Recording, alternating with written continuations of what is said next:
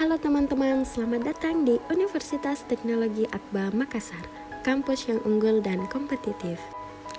Kampus berbasis teknologi ini memiliki 5 program studi yang telah terakreditasi loh.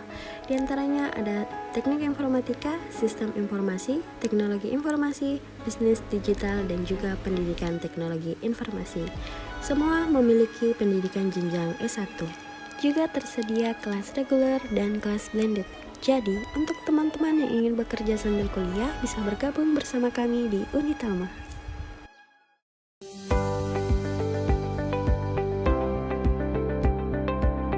Kenalkan, saya Naila Salsabila dengan NIM 202321050033. Kali ini, saya akan menjelaskan tentang materi logika predikat dan kalimat berkuantor. Logika predikat. Apa itu logika predikat? Logika atau kalkulus predikat merupakan logika yang digunakan untuk merepresentasikan masalah yang tidak dapat direpresentasikan dengan menggunakan proposisi. Logika predikat juga merupakan notasi formal untuk menulis secara sempurna sebuah definisi, aksioma, teorema matematika dengan jelas, tepat, dan tidak ambigu pada semua cabang matematika. Adapun contoh logika predikat yaitu semua mahasiswa pasti pandai, Budi seorang mahasiswa, Budi pasti pandai.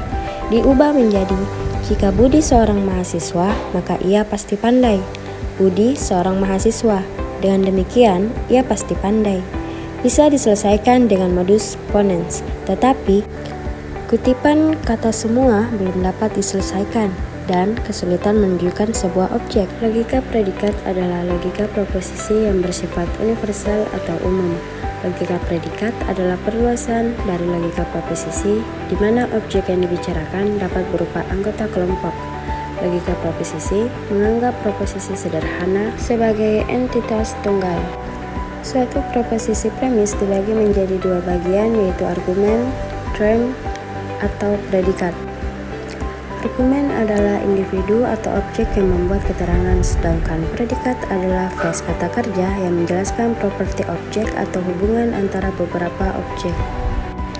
Predikat kalimat berkuantor. Dalam tata bahasa, predikat menunjukkan pada bagian kalimat yang memberi informasi tentang subjek. Dalam ilmu logika, kalimat-kalimat yang memerlukan subjek disebut predikat. Predikat biasanya disimbolkan dengan huruf. Perhatikan contoh berikut. Terbang ke bulan, lebih tebal dari kamus. Keduanya merupakan kalimat yang tidak lengkap. Agar menjadi kalimat yang lengkap, haruslah disubstitusikan suatu subjek bagian depan kalimat. Contoh, misalkan P terbang ke bulan, Q lebih tebal dari kamus.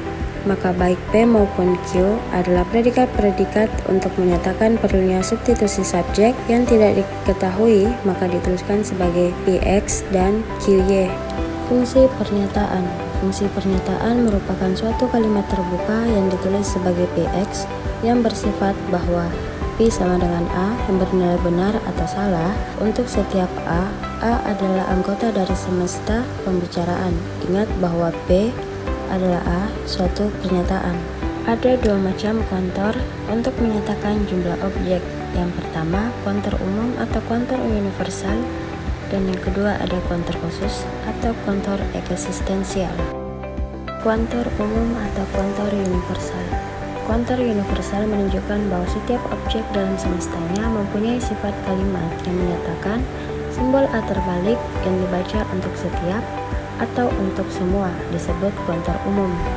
Jika PX adalah fungsi proposisi pada suatu himpunan A adalah semesta pembicaranya, maka untuk semua X elemen A atau untuk setiap X adalah suatu pernyataan yang dapat dibaca sebagai untuk setiap X elemen A, PX merupakan pernyataan atau untuk semua X berlaku PX.